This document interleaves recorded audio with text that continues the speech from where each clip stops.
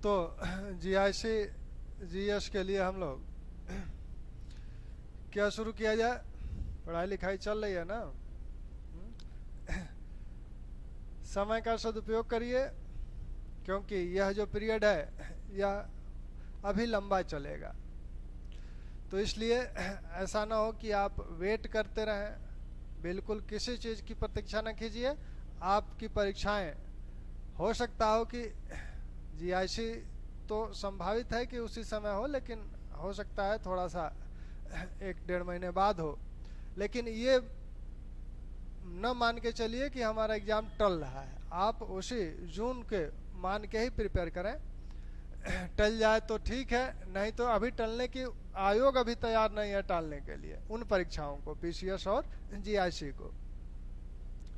तो इसमें थोड़ी सी चर्चा हम लोग इसकी भी कर लें।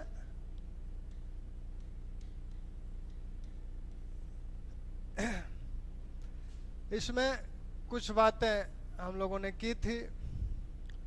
एक बड़ा ही महत्वपूर्ण टॉपिक है, और इस टॉपिक को देखें आप, योजना या नियोजन। योजना या नियोजन या प्लानिंग क्यों की जाती है? भारत ने इसकी अवधारणा रूस से ली, और पंडित नेहरू उसी पैटर्न पर पंचवर्षीय योजनाओं के माध्यम से देश का विकास करना चाहते थे। 1951 से योजनाएं शुरू हुई। भारत में नियोजन की जो बात थी, नियोजन की सबसे पहले अवधारणा विश्वेश्वरैया ने दी थी। उसके बाद अनेक प्लान आए। इन प्लानों को हम लोग देख चुके हैं। वो प्लान आपके विश्वेश्वरैया का प्लान रहा हो, या बॉम्बे प्लान रहा हो, या फिर पीपुल्स प्लान रहा हो, या गांधीयन प्लान रहा हो। तो इन सारे प्लानों को देखा जा चुका है। इनके किसने दिया था, इन प्लानों को कब दिया था, इनको ध्यान रखिएगा। यहाँ से यदा कदा प्रश्न बनते हैं। नियोजन की ये भी बात हुई थी कि नियोजन कितने प्रकार का होता है। तो नियोजन एक तो आपका केंद्रित विकेंद्रित नियोजन प्रणाली, संरचनात्मक नियोजन प्रणाली आपने देखी थी। संरचनात्मक जो नियोजन प्रणाली थी वो विकासशील देशों के लिए थी, जिसमें संरचना, अर्थव्यवस्था की जो संरचना है उसको डेवलप करने के लिए इस तरह की प्रणाली अपनाई जाती है। क्रियात्मक नियोजन विकसित देशों के लिए होता है, विशेषकर विकसित देश इसे अपनाते हैं। वो क्योंकि उनके यहाँ इंफ्रास्ट्रक्चर डेवलप होता है, सिर्फ उसको मेंटेन करना होता है, तो वो मेंटेन पर बल दिया जाता है उस नियोजन में। ऐसे ही अल्पकालीन नियोजन, दीर्घकालीन नियोजन और एक चक्रीय नियोजन, रोलिंग प्लान को देखा गया था। भारत में यह नियोजन 12 पंचवर्षीय योजनाएं चली। 12 पंचवर्षीय योजनाएं चली। इस 12वीं पंचवर्षीय योजना आपकी पूरी हुई कब? 2017 में। और इसके पहले ही 1 अप्रैल 2015 को 1 अप्रैल 2015 को किसका गठन हो गया था? नीति आयोग का, national institute of transforming India का गठन हो गया। यह अस्तित्व में आ गया। योजना आयोग का कार्यकाल 31 दिसंबर 2014 तक रहा। तो इस नीति आयोग ने 2017 में जो 12वीं पंचवर्षीय योजना पूरी हुई, इसके बाद नीति आयोग अब किसी अगली पंचवर्षीय योजना की घोषणा नहीं किया। वो कहा कि अब पंचवर्षीय योजनाएं नहीं चलेंगी। इसकी जगह नीति आयोग 3 तरह के प्लान लाता है सामने।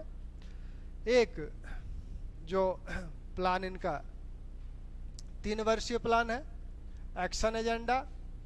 फिर 7 वर्षीय प्लान है, स्ट्रेटजिक प्लान। और फिर 15 वर्षीय विजन प्लान। तो नीति आयोग द्वारा पंचवर्षीय योजनाओं को छोड़ दिया गया और यहाँ से 3 वर्षीय क्या दिया गया? 3 वर्षीय एक्शन प्लान या एजेंडा। फिर 7 वर्षीय स्ट्रेटजिक प्लान और 15 वर्षीय विजन प्लान।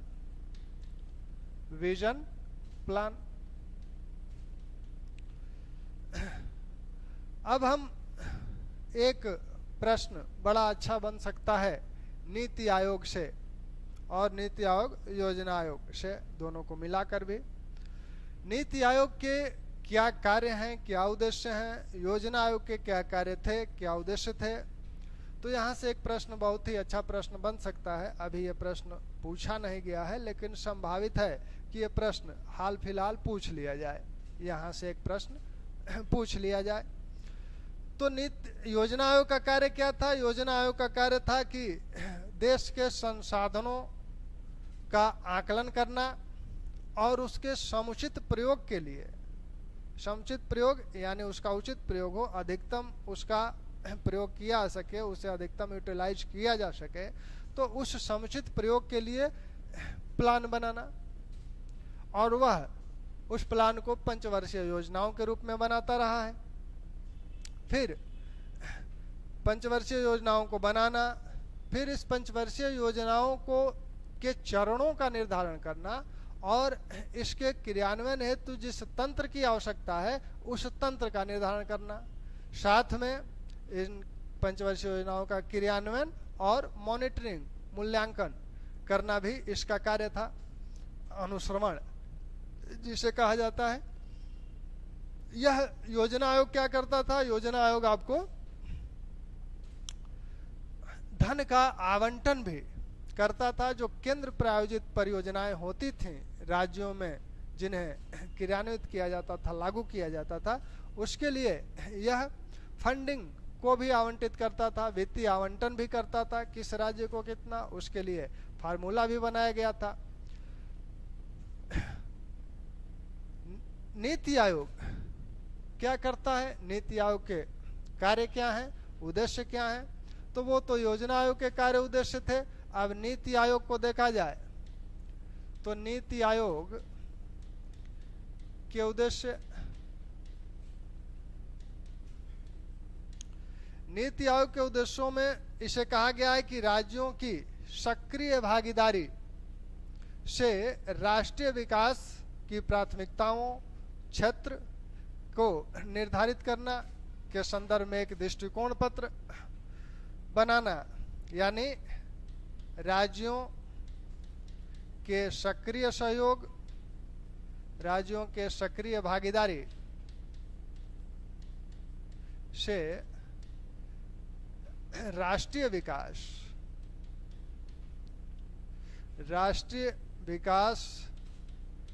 की प्राथमिकताओं, क्षेत्र व स्ट्रेटजी संबंधी दृष्टिकोण पत्र तैयार करना।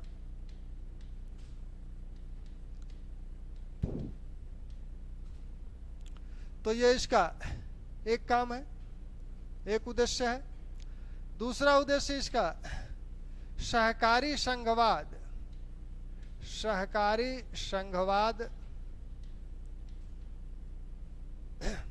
को सुनिश्चित करना, क्योंकि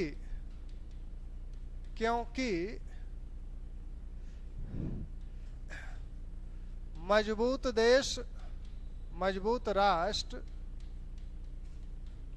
बिना मजबूत राज्यों के संभव नहीं, बिना मजबूत राज्यों के संभव नहीं।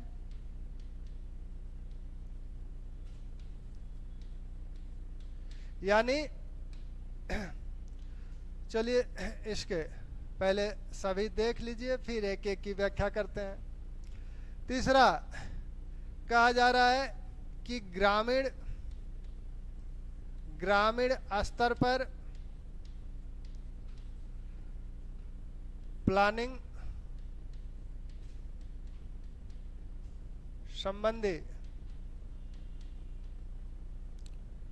प्रणाली विकसित करना,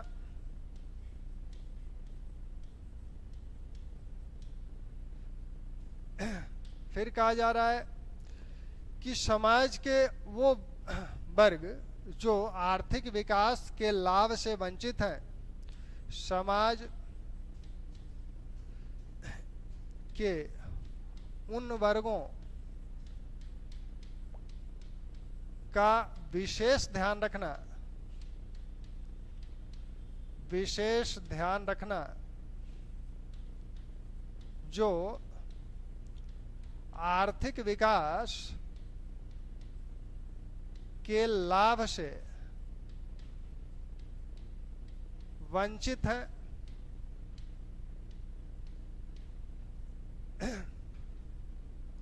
फिर कहा जा रहा है कि राष्ट्रीय विकास के लिए विकास हेतु दीर्घकालीन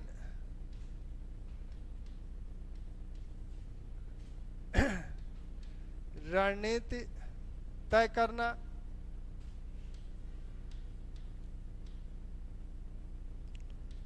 फिर कहा जा रहा है कि ज्ञान, नवप्रवर्तन,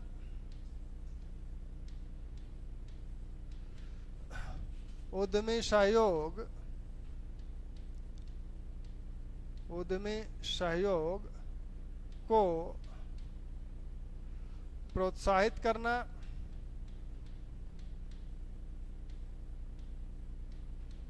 और इस संदर्भ में राष्ट्रीय, राष्ट्रीय व अंतर्राष्ट्रीय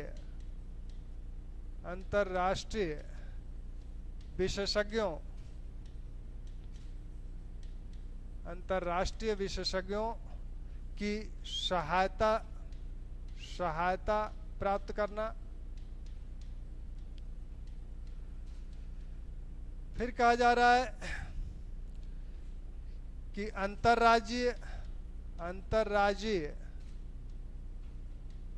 व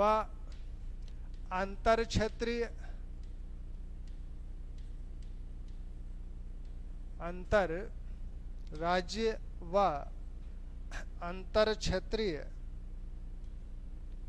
विवादों के समाधान हेतु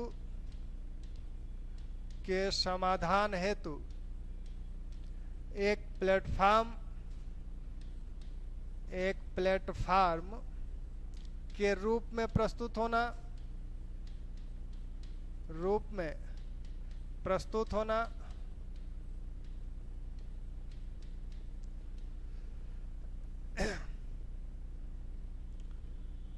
तो क्या कहा जा रहा है? नीति आयोग के उद्देश्य और कार्य क्या है? नीति आयोग के उद्देश्य और कार्य देखिए, राज्यों की सक्रिय भागीदारी से राष्ट्रीय विकास की प्राथमिकताओं,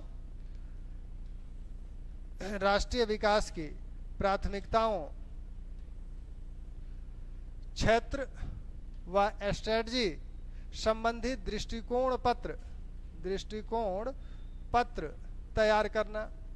तो राष्ट्र का विकास संबंधी, राष्ट्र के विकास के लिए किन कामों को प्राथमिकता दी जाए, किन क्षेत्रों पर ध्यान दिया जाए और उसकी स्ट्रेटजी क्या हो, यह इस संबंध में वह एक दृष्टिकोण पत्र तैयार करे और इसके लिए राज्यों की सक्रिय भागीदारी को भी सुनिश्चित करे। यानी राज्यों की सक्रिय भागीदारी से ही इन प्राथमिकता क्षेत्र और स्ट्रेटजी को वो तय करे, इस संबंध में एक दृष्टिकोण पत्र दे। दूसरा, सहकारी संघवाद को सुनिश्चित करना, क्योंकि मजबूत राष्ट्र क्या हो सकता है? बिना मजबूत राज्यों के बिना संभव नहीं।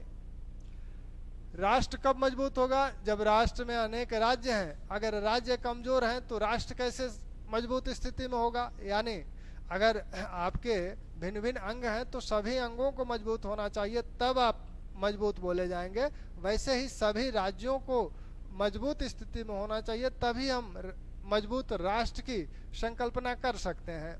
इसके लिए आपको सहकारी संघवाद को अपनाना होगा। सहकारी संघवाद नीति आयोग की संरचना में ही दिख रहा है, क्योंकि नीति आयोग की जो गवर्निंग काउंसिल है उसमें राज्यों के, सभी राज्यों के मुख्यमंत्री और सभी केंद्र शासित प्रदेशों के प्रशासक भी मेंबर हैं। तो इस तरह से सभी राज्य और केंद्र सहकारी संघवाद का मतलब क्या है कि राज्य और केंद्र साथ मिलकर कार्य करें, सहकारिता के साथ कार्य हो, सभी साथ साथ मिल के कार्य करें। नीति आयोग का यह उद्देश्य है, सहकारी संघवाद को सुनिश्चित करना। फिर ग्रामीण स्तर पर प्लानिंग, ग्रामीण स्तर पर नियोजन कैसे किया जाए, प्लानिंग कैसे किया जाए, इस संबंध में एक प्रणाली को विकसित करना नीति आयोग का कार्य है। ग्रामीण स्तर पर प्लानिंग संबंधी प्रणाली को विकसित करे, कैसे ग्रामीण स्तर पर अच्छी प्लानिंग बनाया जा सकता है, उस तरह का एक सिस्टम डेवलप करे। फिर कहा जा रहा है समाज के उन वर्गों का विशेष ध्यान रखना जो आर्थिक लाभ से वंचित हैं। समाज के उन वर्गों का विशेष ध्यान रखना जो आर्थिक लाभ से वंचित हैं, यानी जो उपेक्षित वर्ग है समाज का, उस वर्ग पर विशेष ध्यान रखना। जो भी प्लानिंग हो, जो भी स्ट्रेटजी बने, यह ध्यान रखकर बने कि उन वर्गों को आर्थिक विकास का लाभ मिल सके। विकास हेतु दीर्घकालीन रणनीतियां तय करना और उसके क्रियान्वयन तथा मूल्यांकन करना। तो यह क्रियान्वयन और मूल्यांकन करने का कार्य भी इन्हीं का है। यह कार्य योजना आयोग का भी था, इनका भी है। फिर ज्ञान नवप्रवर्तन, उद्यमी सहयोग, इस तरह का माहौल एटमॉस्फेयर डेवलप करना। और इस तरह के माहौल एटमॉस्फेयर कैसे डेवलप हो, कैसे इनको बढ़ावा दिया जाए, इसके लिए राष्ट्रीय तथा अंतर्राष्ट्रीय विशेषज्ञों का सहयोग भी प्राप्त करना इनका एक कार्य है। फिर कहा जा रहा है कि अंतर्राज्यीय व अंतर क्षेत्रीय विवादों के समाधान हेतु एक प्लेटफॉर्म के रूप में प्रस्तुत होना।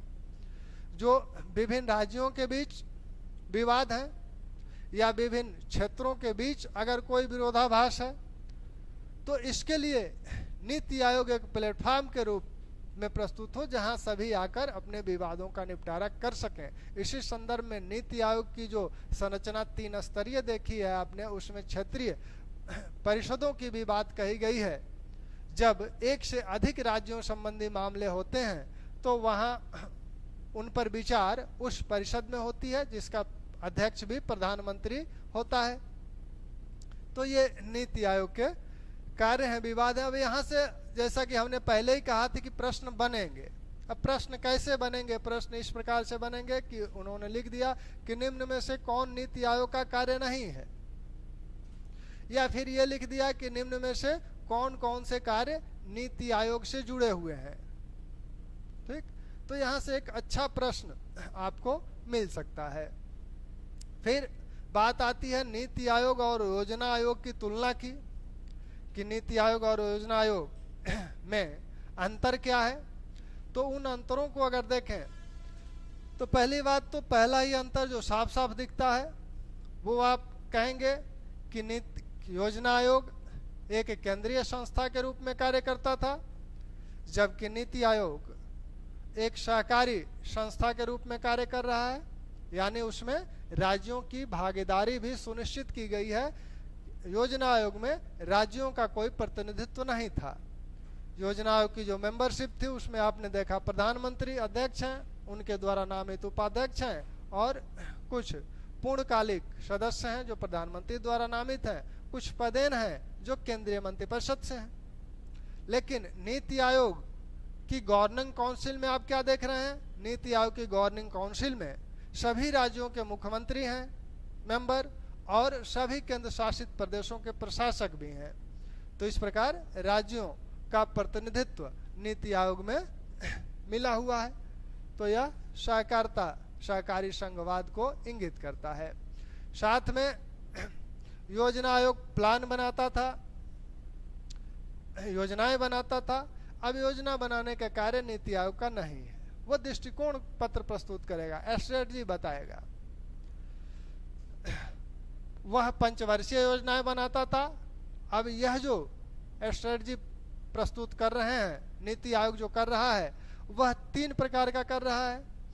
3 वर्षीय एक्शन प्लान, 7 वर्षीय स्ट्रेटजी प्लान और 15 वर्षीय विजन प्लान। यह पंचवर्षीय योजनाओं को नहीं प्रस्तुत कर रहा है। नीति आयोग क्या करता था? फंडों का आवंटन करता था। जो केंद्र प्रायोजित परियोजनाएं थी, केंद्र द्वारा बनाई जाती थी, राज्यों में लागू की जाती थी, तो उसमें उसके क्रियान्वयन में राज्य का कितना हिस्सा होगा, केंद्र का कितना हिस्सा होगा, यह योजना आयोग निर्धारित करता था। अब जो राज्यों की योजनाएं थी उसमें भी जो अनुदान दिए जाते थे योजना आयोग बताता था। नीति आयोग को यह कार्य नहीं दिया गया है। यह फंडिंग, वित्तीय आवंटन नहीं करेगा। वित्तीय आवंटन कौन करेगा? वित्तीय आवंटन और वित्त मंत्रालय से होगा। और जो केंद्र प्रायोजित परियोजनाएं हैं, अब राज्यों की स्वायत्ता उसमें बढ़ा दी गई है। 40 केंद्र प्रायोजित परियोजनाएं हैं जिन्हें राज्य अपने लिए बना सकते हैं, और उनके लिए जो फंडिंग होगी उसमें राज्यों की बात अधिक सुनी जाएगी। तो दोनों में ये अंतर है। इन अंतरों को अगर आप देखना चाहें, लिखना चाहें तो ऐसे लिख सकते हैं।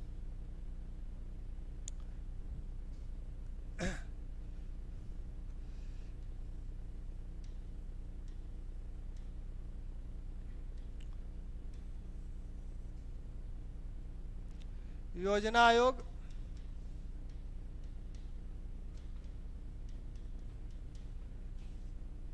नीति आयोग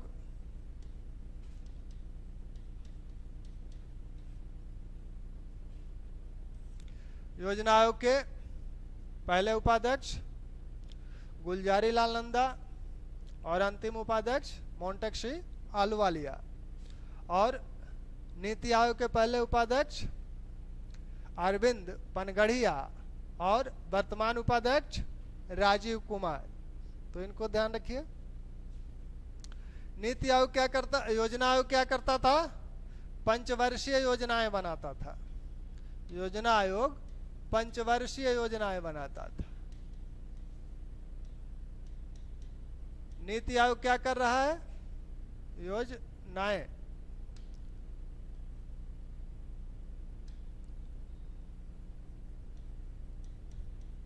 नीति आयोग क्या कर रहा है? एक्शन प्लान बना रहा है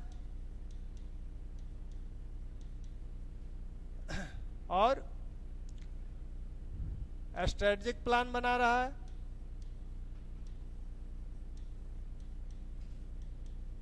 और विजन प्लान है इनका। यह 3 वर्ष के लिए है या 7 वर्ष के लिए या 15 वर्ष के लिए है, आप पहले ही देख चुके हैं। यह एक केंद्रीय संस्था थी। यहां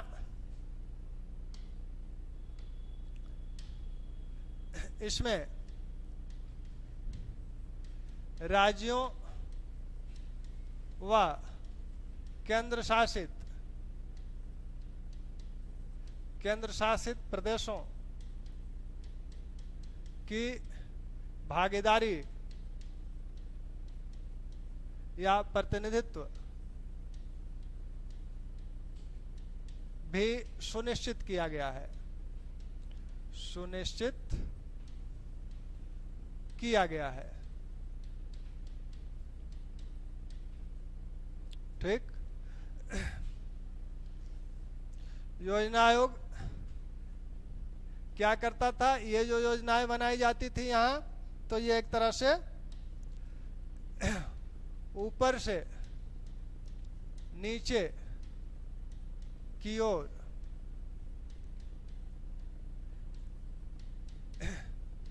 योजना का निर्माण होता था। और यहाँ क्या हो रहा है, यहाँ जो हो रहा है बाजारीकरण, या इसे कहें आप उदारीकरण, उदारीकरण की पारिस्थितिकी में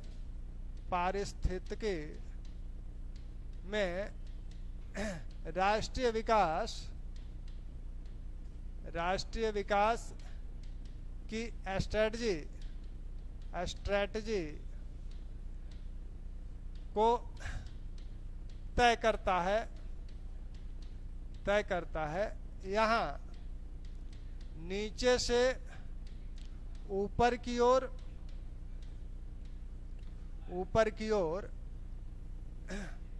नीचे से ऊपर की ओर नियोजन पर बल दिया जाता है।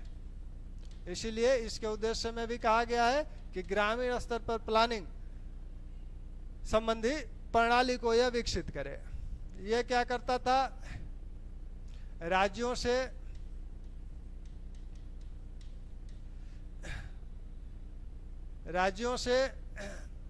योजना बनाते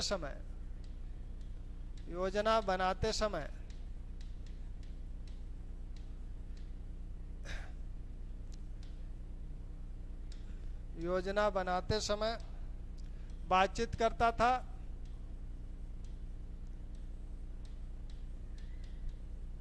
और केंद्र प्रायोजित योजनाओं में राज्यों की फंडिंग को निर्धारित करता था।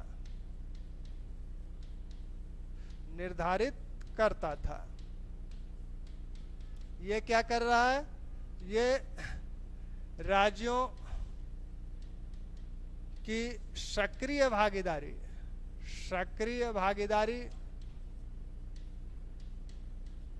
को सुनिश्चित करता है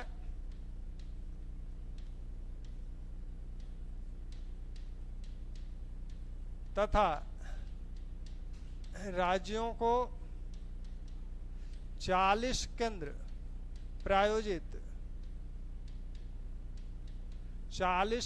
प्रायोजित परियोजनाओं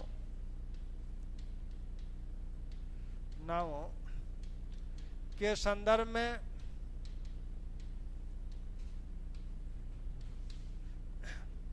योजना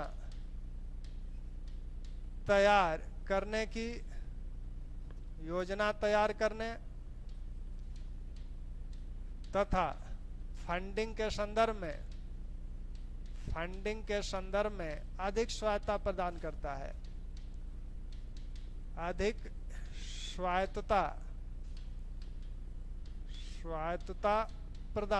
है, ठीक।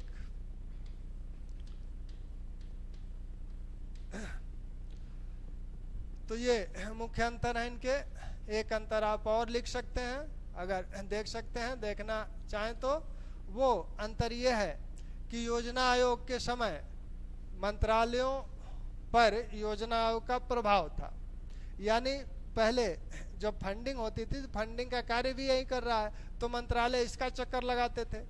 अब फंडिंग का कार्य यह नहीं कर रहा है, फंडिंग का कार्य अब गया वित्त मंत्रालय के पास, तो अब सभी मंत्रालय वित्त मंत्रालय का चक्कर लगाएंगे। तो यह कार्य इसके चलते व्यावहारिक रूप से मंत्रालयों की स्वायत्तता कम थी कम थी।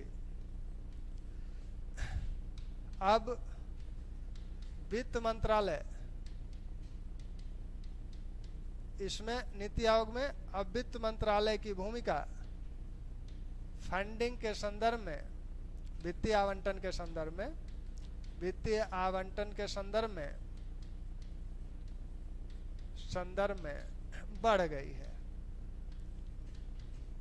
ठीक, तो ये आपका, तो यहां से एक प्रश्न आपको, एक अच्छा प्रश्न मिल सकता है, और उसको आप, क्योंकि नीति आयोग के कार्य क्या है, तो लिख सकते हैं कि निम्न में से कौन सा नीति आयोग का कार्य नहीं है, या निम्न में से कौन सा नीति आयोग का कार्य है, या निम्न में से कौन सा योजना आयोग का कार्य है या नहीं है। इसके बाद पंचवर्षीय योजनाएं, 12 पंचवर्षीय योजनाएं हैं। 12 पंचवर्षीय योजनाओं में, इन 12 पंचवर्षीय योजनाओं की बात हम लोग देखें एक एक करके। इन पंचवर्षीय योजनाओं की क्या विशेषताएं रही हैं, क्या हुआ है महत्वपूर्ण रूप से एक पंचवर्षीय योजना में। तो भारत में देखा गया कि 12 पंचवर्षीय योजनाएं, पहली पंचवर्षीय योजना आपकी 1951 से शुरू हुई और 1951 से 56 तक पहली पंचवर्षीय योजना चली। 1956 से 61 तक दूसरी पंचवर्षीय योजना चली और 1961 से 66 तक तीसरी चली। तीसरी पंचवर्षीय योजना कुल 12 पंचवर्षीय योजनाओं में सबसे असफल योजना मानी जाती है। तृतीय पंचवर्षीय योजना के समय ही भारत 2 युद्ध लड़ा था, इसके 2 पड़ोसी देशों से इसे युद्ध करना पड़ा था, तो आर्थिक स्थिति बहुत ही डावाडोल थी उस समय, इसलिए अगली पंचवर्षीय योजना को शुरू करने की स्थिति में भारत नहीं था। तो यहीं पर प्रथम योजना अवकाश आपको देखने को मिलता है। भारतीय योजना इतिहास में 3 योजना अवकाश आपको देखने को मिलेंगे। तो 3 योजना अवकाश में प्रथम, जिसे योजना अवकाश का नाम दिया जाता है, योजना अवकाश। योजना अवकाश का मतलब यह है कि यहाँ से अब 1966 से योजना ब्रेक हो गई, पंचवर्षीय योजना कंटिन्यू नहीं रही। अब यहाँ क्या हुआ, 1966-67 में 1 वर्षीय योजना चली,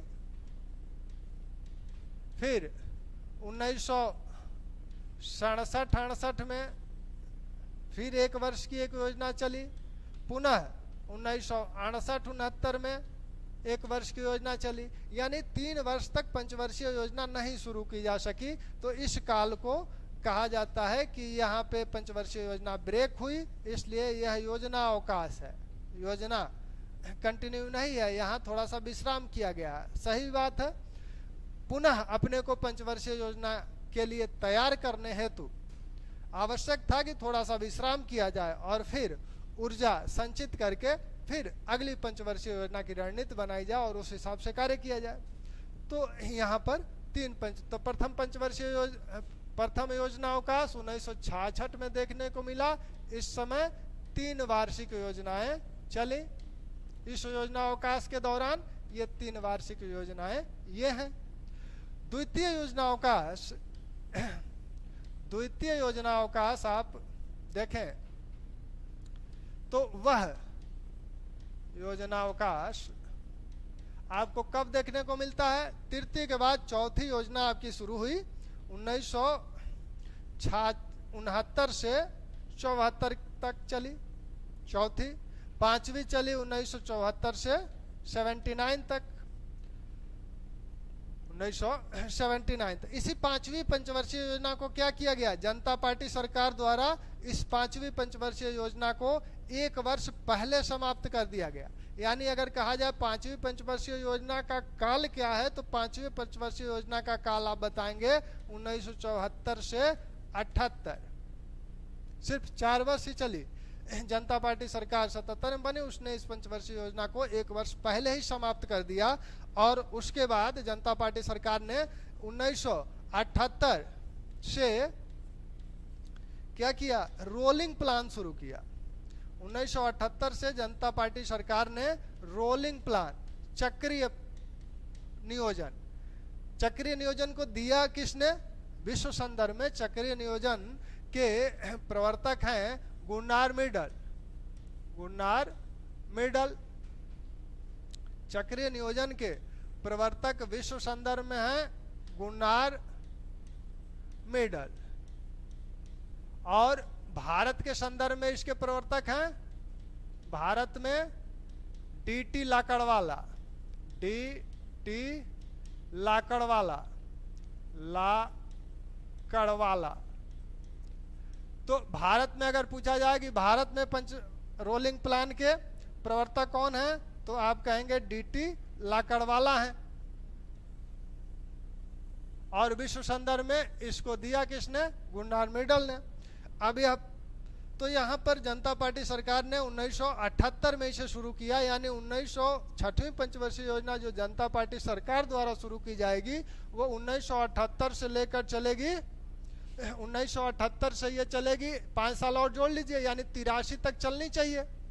लेकिन हुआ क्या कि फिर कांग्रेस जनता पार्टी सरकार गिर गई और कांग्रेस की सरकार फिर आई। तो कांग्रेस की सरकार ने क्या किया, 78, ये जो 78 से 79 एक वर्ष जब चली, 78 से 79, तब कांग्रेस सरकार ने इसको यहीं रोक दिया, इसको आगे नहीं बढ़ने दिया। यानी ये रोलिंग प्लान सिर्फ एक वर्ष भारत में चल पाया, 1978 से 79। तो आपसे कहा जाए कि भारत में रोलिंग प्लान का काल क्या था, कब चला था रोलिंग प्लान, तो रोलिंग प्लान आपका चला 1978 से 79, सिर्फ एक वर्ष। जनता कांग्रेस सरकार ने इस 6वीं पंचवर्षीय योजना को रोक दिया यहीं, और फिर आगे के लिए उसने एक वर्षीय योजना चलाई 1979 से 1980। इस योजना को ब्रेक कर दिया गया, फिर 79 से 80 एक वर्षीय योजना चली। तो यहाँ द्वितीय योजना अवकाश अगर आप देखेंगे तो वो 1979 में देखने को मिल रहा है। फिर एक वर्षीय एक योजना चली 1979 से 80 के बीच। तो भारत का ये द्वितीय योजना अवकाश है। अब कांग्रेस सरकार ने क्या किया कि इस 80 को एक पंचवर्षीय योजना चलाया, और फिर आपको वह 1980 से 85 के लिए 6वीं पंचवर्षीय योजना शुरू करती है। 6वीं पंचवर्षीय योजना फिर दोबारा शुरू हुई, तो यही 6वीं पंचवर्षीय योजना मानी जाती है 1980 से 85। तो 6वीं 1980 से 85 चली, फिर 7वीं आपकी 1985 से 5 वर्ष और 90। अब यहाँ 90 पे आके फिर एक बार भारत की अर्थव्यवस्था डावाडोल हुई। भारत का जो भुगतान संतुलन था वह डावाडोल हुआ, और जो विदेशी मुद्रा भंडार था वह कुछ ही हफ्तों का बच गया था। तो ऐसे में नई पंचवर्षीय योजना शुरू करने की स्थिति में भारत नहीं था। तो इसलिए फिर एक आपको योजना अवकाश देखने को मिलेगा। तो तृतीय योजना अवकाश, योजना अवकाश, फिर यहाँ योजना पंचवर्षीय योजना ब्रेक हुई। और फिर यहाँ 1990-91 और 1991-92 में 2 एक वर्षीय योजनाएं चली। फिर योजना अवकाश हुआ, कब हुआ, 1990 में। यहाँ 2 पंचवर्षीय 2 एक वर्षीय योजनाएं चलाई गई। तो योजना, भारतीय योजना इतिहास में 3 बार योजना अवकाश देखने को मिलता है। एक योजना अवकाश आपको मिला है 1966 में, दूसरा योजना अवकाश 79 में मिला, और तीसरा योजना अवकाश 1990 में मिला। अब यहाँ जो रोलिंग प्लान है, रोलिंग प्लान की थोड़ी सी बात ध्यान रखिएगा कि रोलिंग प्लान में 3 प्रकार के प्लान होते हैं। एक तो एक वर्षीय प्लान होता है, दूसरा मध्यकालीन प्लान होता है, और तीसरा दीर्घकालीन होता है। तो इस रोलिंग प्लान में जो आप बात करेंगे, तो रोलिंग प्लान में आप देखेंगे तो आइए नए पेज, रोलिंग प्लान में आप देखेंगे तो एक वर्षीय जो एक वित्तीय वर्ष के लिए होता है, फिर मध्यकालीन, ये प्रश्न पूछे जाते हैं कि किसमें दीर्घकालीन नियोजन होता है, तो मध्यकालीन 3 से 5 वर्ष के लिए प्लान किया जाता है और एक दीर्घकाल का प्लान किया जाता है। दीर्घकालीन यह आपका 15 से 20 वर्ष के लिए प्लान किया जाता है। मान लीजिए जैसे 1979 से 78 से 79 अपने यहाँ रोलिंग प्लान चला, तो यह 78 से 83 की पंचवर्षीय योजना थी, जो 78 में 83 तक की बात करती थी। फिर जब ये एक साल पूरा हुआ इसका 79, तब यह क्या करेगी, 1900 अगला वित्तीय वर्ष जो होगा 1979 से 83 ही होना चाहिए। एक वर्ष की तो पंचवर्षीय योजना पूरा, एक वर्ष तो पूरा हो गया एक पंचवर्षीय में। लेकिन यह रोलिंग प्लान क्या करता है कि उस एक वर्ष को स्थिर नहीं मानता है, फिर अगले वर्ष को वो जोड़ लेता है। तो ये जो 83 था अब ये 84 हो जाएगा। एक वर्ष इधर खत्म होगा, अगले एक वर्ष को इसमें जोड़ लिया जाएगा। वैसे ही 79 से 80 खत्म होगा तो फिर 80 से ये 85 हो जाएगा। तो इस प्रकार की प्लानिंग रोलिंग प्लान में होती है। इसका प्रमुख लाभ क्या होता है? लाभ यह होता है कि किसी पंचवर्षीय योजना के दौरान 1-2 वर्ष ऐसे हों जिसमें विकास दर बहुत धीमी रही हो या न रही हो, तो उससे क्या होता है कि पूरी पंचवर्षीय योजना का जो टारगेट है, लक्ष्य है, वो प्रभावित हो जाता है और उस एक सेक्टर पर पूरी पंचवर्षीय योजना फोकस हो जाती है और फलस्वरूप पंचवर्षीय योजना फ्लॉप हो जाती है।